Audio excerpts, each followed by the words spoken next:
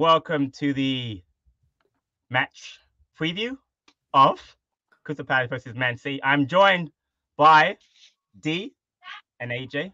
How are you guys today? You all right? Yeah, man, we're doing well, man. I feel like I've been put on the bench. Feel like I've been put on the just bench. So people know, D's a late replacement. He's a late replacement, so he asked me to continue to host. I wanted to let D host, but D gave me the job. So wait, hold up, AJ. He did not even hold up. Maybe I'm wrong, but when did he say? You sent me a text that said I can still host. I'm joking. Oh, no, okay, it's good. It's good sometimes to come off the bench. It's decent, man. It's decent, but all right, Will Hughes. All right, Will Hughes. See how you do today. Yeah, mate, if I get 8 out of 10, which you gave Will Hughes for your player ratings, then I guess I'll have a good performance. Or I can get 4. Depends on. Let's see what I am today. Let's see what I am coming off the bench. So if you are watching, please hit the like button, subscribe. If you are listening, please make sure that you give us a thumbs up, I guess. Is it would you a 5-star review on Apple, Spotify, wherever you're listening to? So yeah, 5-star review. You know the usual. Like, subscribe, 5-star review if you're listening on the podcast. And yeah, make sure to check out our future content because there's a lot coming through. So, gentlemen, D was not on yesterday, actually, because it's supposed to be T, myself, and Stan, but who were both on the match reaction yesterday. So let me get very quickly. I don't want to go into like a 20-minute diatribe. D, your thoughts on the match yesterday? Oh, I think it's a brilliant game. No, I'm joking. It was frustrating. It was weird because in the second half, I felt like we started the second half better than the first half. But in the first half, we created more chances on the counter. Look, it's still early days. I said it in the player ratings as well. Where I know some people really want results right now, but just to put everything into context, it's only 5 games. I mean, the Bournemouth manager who joined and had a whole preseason and a summer window took him about 7 to 8 games. De Zerbi, I think, at Brighton, in his first 7 games, 1 win. Football is not as black and white as some make it out to be. It's not FIFA we're playing. There's a lot of things that influence it. First of all, he came into a squad that's lacking fitness. He came into a squad with injuries to key players. He came into a squad trying to implement new tactics and ideas. Like he was not meant to be here at Glasner. He was meant to be a summer replacement, and he's coming earlier. So look, it wasn't, of course, a great result. Losing against Bournemouth. Maybe we could have done a bit better with our chances, especially in the final third. And as Glasner said, in around the box, because I feel like our decision making let us down. But look, it is early days. I don't have much expectations for me to be like absolutely furious. I still have faith in Glasner. I don't know why people are turning on him already. I think it's just unrealistic. Like, we have to be a bit more realistic with expectations. Yeah. What about you, AJ? Yesterday's game. Yeah, I think it was a bit of a frustrating game to watch, to be fair, especially to Bournemouth, which essentially has really put a big gap on us. So I think our chances of going for that sort of lovely mid-table finish are pretty much done out here. But there'll be enough in the tank for us to get over the line and then just sort of get rebuilding in the summer. Yeah, it was a frustrating game. You know, like I kind of said in the match preview, I feel like in the sort of final third, we are lacking a bit of creativity. But at the end of the day, our squad is paper thin right now, and the poor man can only work with do the best he can with what he's got. I do stick with the same pretense of what I said about the new additions to the squad improving the team. I mean, you could only just imagine if we didn't have those players in the team, what kind of situation we'd be looking at right now. And at the end of the day, we are very privileged to have a manager like the one we have now, sitting in that dugout and coming in early and trying to make things happen early as possible. I just say to fans that are frustrated that just be patient, let the man cook, let him get a few more players that he wants through the door, and then we'll be all right, man. As you know, I don't really have any elite expectations in terms of the rest of this season anyway. I did say it's going to be essentially a write-off for right now. I think we'll just get enough points, stay up, and then we'll just keep it moving in the summer, man. That's it. Yeah. So there's tons of hysteria from our fan base about, you know, what's going to happen to us the rest of the season, etc. I'm with you too. I just want the season to be over. I have total faith in Glasner. But we all know that we are in a position because of a couple of things. One, the board decision to bring back Hodgson. 2, obviously, to not back him and to get a deeper squad. You guys mentioned Glasgow supposed to come in at the end of this season, at the summer, and that was probably a bad decision. Probably try to get him in before the season started. But I wanted to kind of talk about like where we are now, because you can't look at Palace's fixtures only as far as what we're going to be doing going forward. You got to look at everybody else, all right? So right now, we're recording this show right now on Brentford are playing Brighton, Man City are playing Villa, and Arsenal actually beating Luton 2-0 at halftime. So right now, Palace are in 14th place, 30 games played, 30 points. Brentford, 15th place, 31 points, 31 games played, 28 points, not including today's match. Everton, 16th, 30 games played, 26 points. Forest, 17th, 31 points, 31 games played, 25 points. And Luton, not including today's game, 31 games played, 23 points. So I'll start with you, D. I want to give you Brentford's fixtures, because obviously, in order for us to fall down the table, other teams have to get points, right? Basically, right now they play Brighton, they play Villa away, Sheffield United at home, Luton at home, Everton away, Fulham at home, Bournemouth away, and Newcastle at home. Keep in mind also, D, they have one win in their last 10 games. Out of those games, how many points are they going to get? I think they'll go unbeaten. Okay, so that's 2, 3, 4, 5, 6, 7, 8. That's 24 points. Perfect. Okay, so they're staying up. Right. Nah, it depends on injuries. It depends on other teams as well. It's hard to pick out exactly how many points that they will get. But look, I'm not really worried about relegation. Even today, I know Luton are not going to beat Arsenal unless something crazy happens. I wouldn't have even minded if Luton got the win. Like, I'm not that worried. People are making out to be like there's no winnable games out there. After the Liverpool game, we got West Ham, we got Fulham that we're playing. We got Wolves. Who else have we got that we're facing? Newcastle. I mean, these are winnable games. Like, it's not like we're facing top 6 in the last 6 games. We have got winnable games. We have been improving since Glasgow joined. I can see the improvements, maybe not in terms of results, but in terms of performances. And we're heading in the right direction. So regardless of if that team goes unbeaten, if that team wins 3 or 4, it doesn't matter. It doesn't matter about what those teams do. I think when especially Olise comes back, we are going to improve. That's going to be a massive addition, and there'll be a few other players that come back, maybe fill out the squad. So yeah, overall, I'm not even that worried about relegation right now, because look, and as you said, these teams have to pick up points. Today, Luton are playing, and they're not picking up any points as it stands, and it's going to be the case for a lot of these teams. They've won barely any games all season. They're not going to go win 5, 6 in the last 8. So we had a discussion before, and then so D goes and spoils it. Doesn't want to talk about it. No problem. AJ, I'll go to you. Everton in 16th, Burnley home, Chelsea away, Forest at home, Liverpool home, Brentford home, Luton away, Sheffield United home, Arsenal away. They also may have another point deduction coming up, and they have 0 wins in the last 13 games. Points. Just give me an idea. I'm pointing to get 9 or 10, give or take. Perfect. Thank you. D, back to you. All right. Play the game, D. Play the game. All right. Just bear with me, okay? Forest in 17th. Spurs away, Wolves home, Everton away, Man City home, Sheffield United away, Chelsea home, Burnley away. They have 2 wins in the last 11 matches now. Maybe another like 2 wins at least. So about 6. I'll give it 6 or 7 points, no problem. Yeah. And AJ, back to you. Last one. Luton currently playing Arsenal, losing. Bournemouth home, Man City away, Brentford home, Wolves away, Everton home, West Ham away, Fulham home. They have 0 wins in the last 9. If they lose today, it'll be 0 wins in the last 10. I can't put them past about 5 points. Right, 5. Great. So based on that, that's fair. So 5 points for Luton puts them on 28. They can't catch us. 7 points for Forest puts them on 32. We need 2 more points, or basically 1 more win. Everton, D didn't do that because these. Oh no, D, we said I'll say 10 points, or somebody said no. AJ Swipe said 10 points.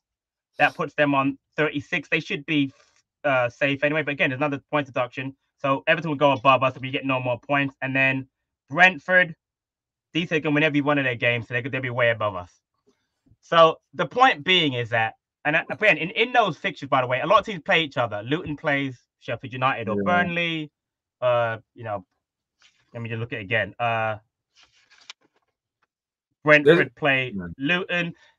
My point, everyone can't win all their games. So I know, like, there's a lot of hysteria, but I just think that with our fixtures, and we'll go over ours real quickly, we have obviously City home on the game we're going to talk about today, City home, Liverpool away, West Ham home, Newcastle home, Fulham away, United home, Wolves away, and Villa home. Keep in mind, in the reverse fixture, we drew to City, lost to Liverpool, drew to West Ham, lost to Newcastle. We drew to Fulham, right? That was a 0-0 at home? Yeah, probably. Right? Beat United, don't know how, away. Beat Wolves, that 3-2 game, and we lost to Villa. So if we do the same thing in those reverse fixtures, we pick up at least 9 more points. It's not. So my point is that people are getting worried about relegation. I think that the chance of us going down are very slim based on the fact that a lot of things have to happen. But let's look at the game coming up, okay? Because that's what we're here to talk about. Today, there was some news coming out that we're looking to recall Sean Graham from Carlisle. He's a defender. I'm not sure what the point of that would be, honestly, because I know we have a lot of injuries, but I'm not sure Sean Graham's going to be going into our back five right away. Injuries right now: Johnstone, Holding, Gahey, Olise, but should be back on Saturday. França, don't know when he's back. Richards out for 2-3 weeks, apparently, according to Glasner yesterday. Decore, Ferguson, I know he hasn't played all year, but he's supposed to be training, but don't know when he'll be back. He's a defender. By the way, Gyro has been out. No one talks about Gyro. Gyro hasn't been on the bench. Because, I mean, Gyro's been at the club for how many years? Okay, he don't count. He doesn't count. We don't really count him. Okay. He's there for youth. He's the head of youth. He's there for vibes. Youth development. He's doing his job anyway. Gyro's doing his job. And lastly, Raksaki. Good or not, here or not, that's 10 injuries we have. 10.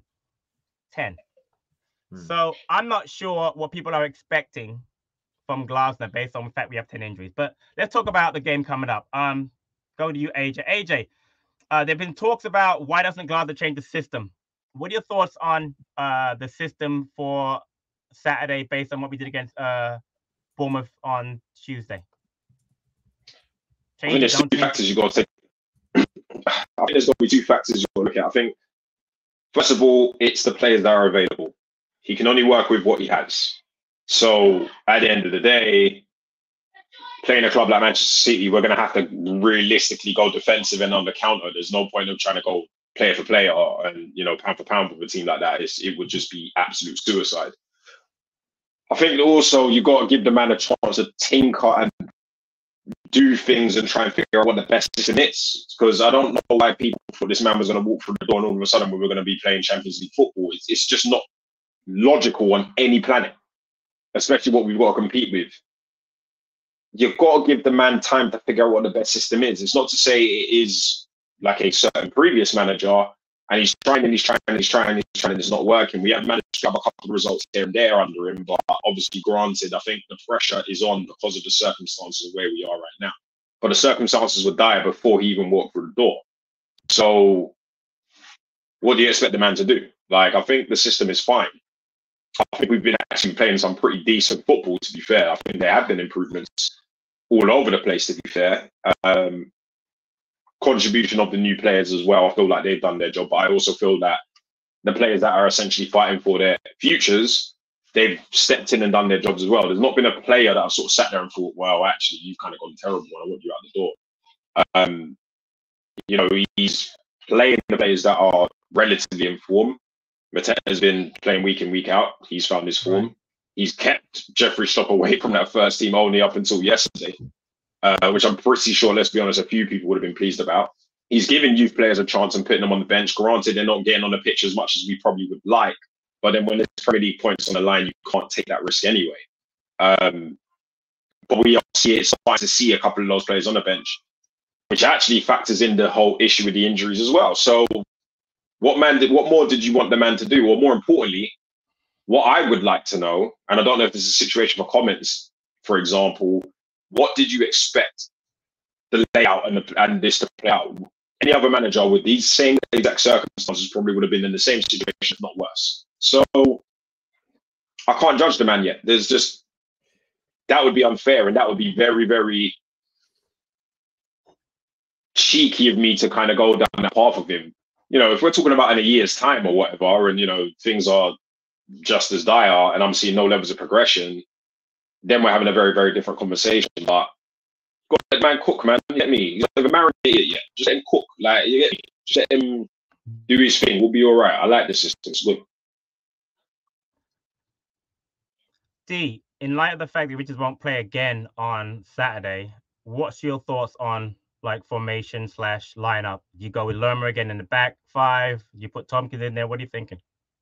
Well, there has been suggestions about changing formation, but the thing about changing formation, especially for the Bournemouth game, like I know we've gone past that, but how long? Of course, he might have a system, and some, of course, our players are played with a back four. I mean, that's what we played majority of the season, but it's about Glasner working on one particular system. And if he had pre-season, then I'll say fair enough. You know, he had pre-season. Maybe he could have worked on another system as well as this system to have a backup option. But time is limited as it is, so I don't expect him to work on 2-3 systems. I mean, I don't think the players are doing 24-hour camps in the training ground. You know, there's limited amount of time in a day and limited amount of training sessions before a game. So to change to a back four, even though we've played it, it's not as straightforward as that. He has to be a back four that fits into Glasner's system as well as what he's asking from his players. And it seems like we are not by results wise. I get that, but we seem like things are looking a bit better. And in stances of games, for example, you know, in the second half, start of the second half, it did look positive. Things are looking better in certain situations. I mean, we haven't been consistent for 9 minutes, but we can't just change the system. I don't think we will change the system. The only problem is the amount of defenders that we have. We'll probably go with Lerma again, Joel Ward, and Anderson, but it shows the problems that we have at the football club. The depth is not there, and we do have enough centre half, Tompkins, but he's not good enough. And whose fault is that? That's not Glasner's fault, and that's not even Roy Hodgson's fault. That is the fault of the football club being cheap, and we have been cheap for numerous years of, you know, extending contracts and keeping players for players' sake. And we're just paying the price for that. And it's good in a way that we're paying the price for that, because it's about time that, you know, as good as an appointment Glasner is, my stance on the board, it all depends on what happens in summer. I'm not going to change it. You know, I'm not going to say that everything's been perfect and everything's great because we've hired Glasner now.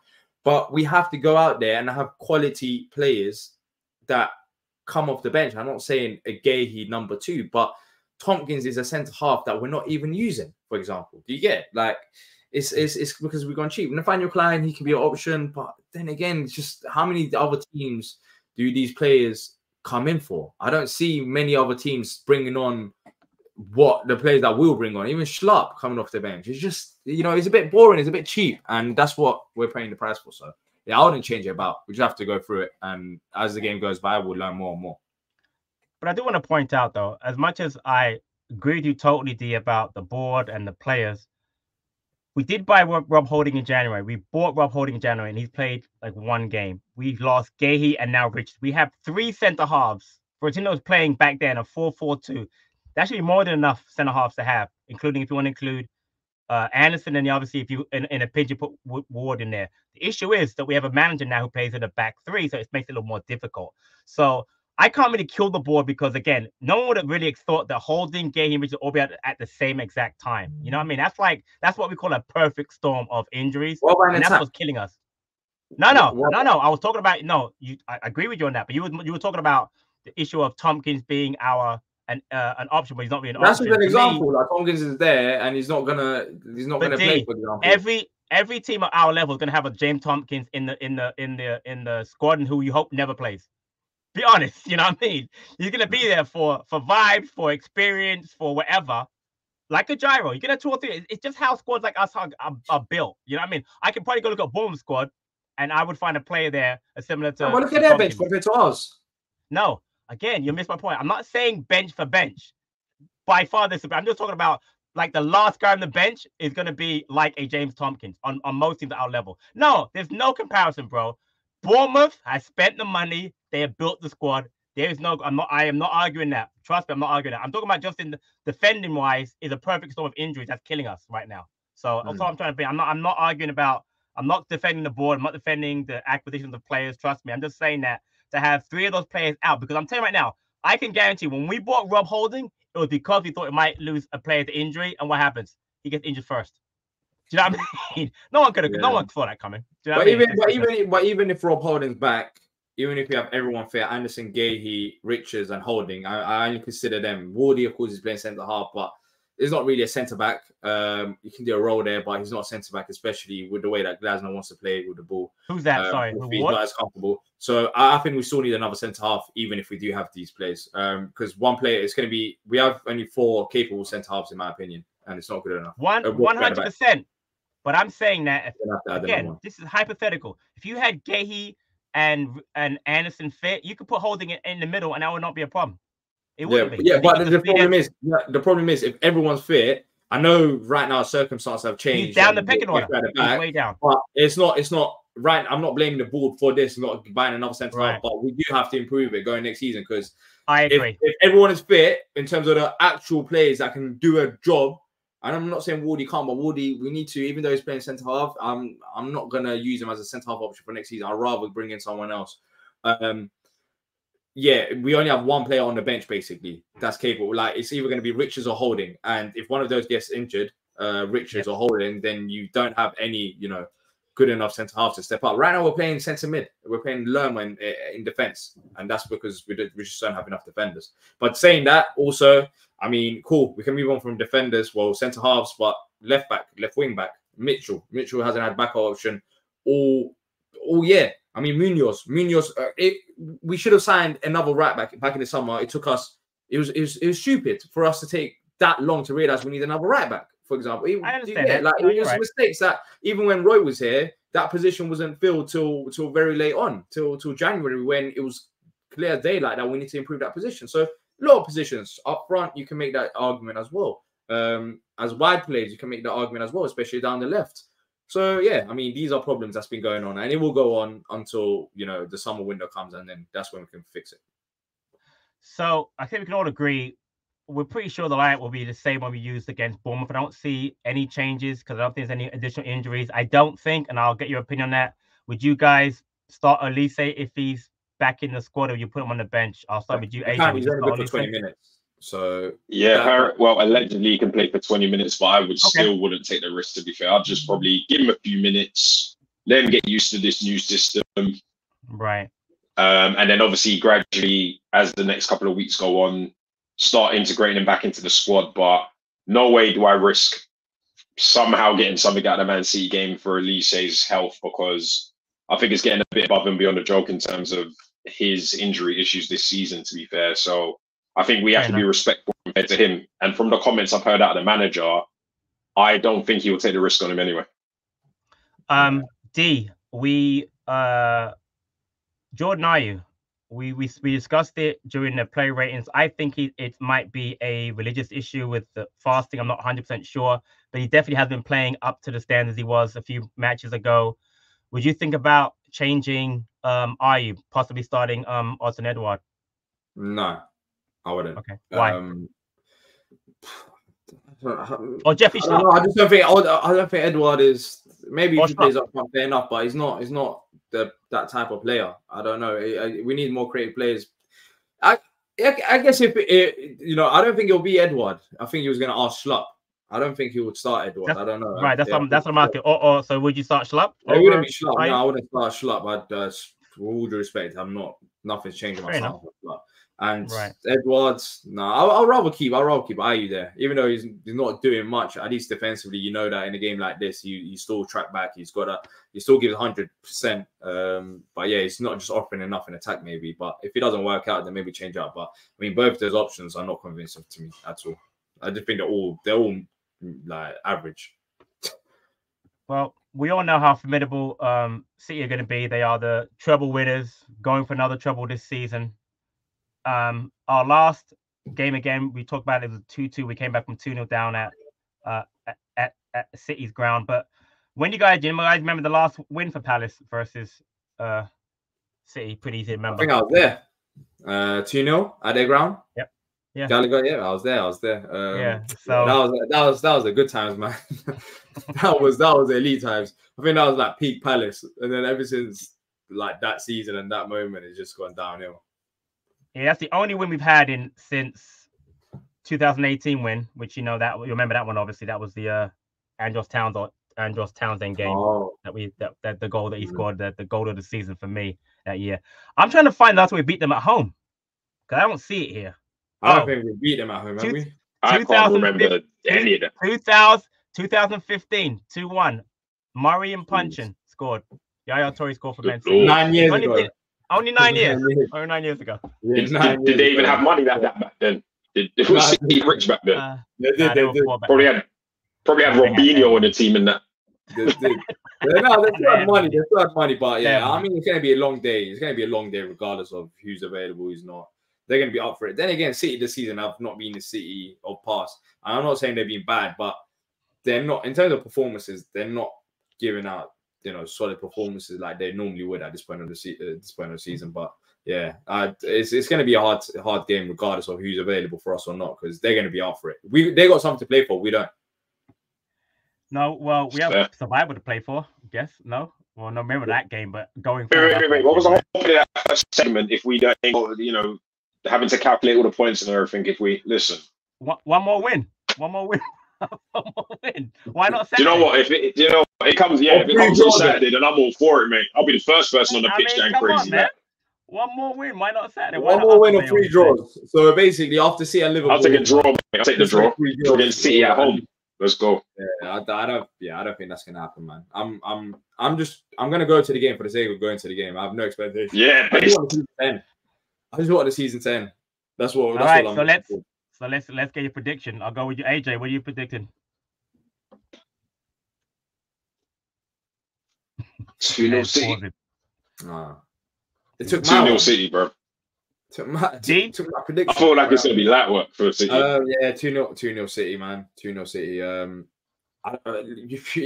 was talking to LB. The opposition preview is going to be coming out tomorrow.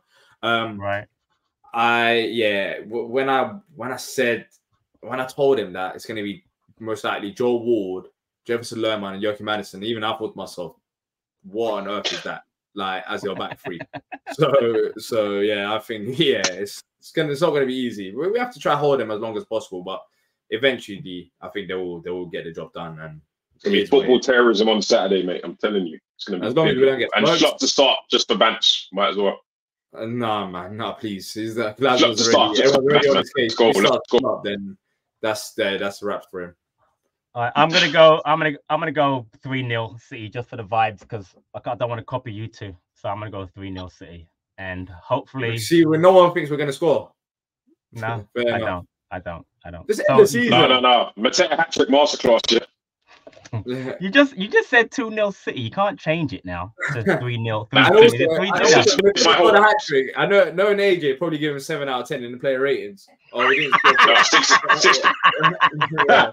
I remember when Mateta scored a winner and he gave him how much? He gave him like a 5 or 6. Came up for 10 minutes and just. I've never got. Right, when he came up for 10 minutes and scored a tap in or something? Come on, bro, be reasonable. You won the game. Like it doesn't count. Like goals don't count. You won the game for us. You gave him like one of the lowest ratings out of everyone. Anyway, I'm not having this debate right now. No, we're gonna wrap this up. I'm not going to Mateta competition. That could go all night. We're not doing that right now. I want to thank D, our usual host, our man who does all the hard work. AJ, thank you for coming on. Everyone, please remember to subscribe to the YouTube, listen on Spotify and wherever you listen to your podcast, Apple. D just mentioned it. He did a opposition preview with LB coming out. I'm guessing Thursday, Friday. When are you gonna drop that? I'll be on Friday. Okay. D and I did the play ratings that was dropped today. Check that out if you can. Again, we're trying to we're on the road to what 5,000 subscribers. Yeah, right. 5,000. Yeah, slowly. Road to 5,000. So if you can, but again, everyone, thanks for joining us. Hopefully, Saturday is a better day than Bournemouth was. But until next time,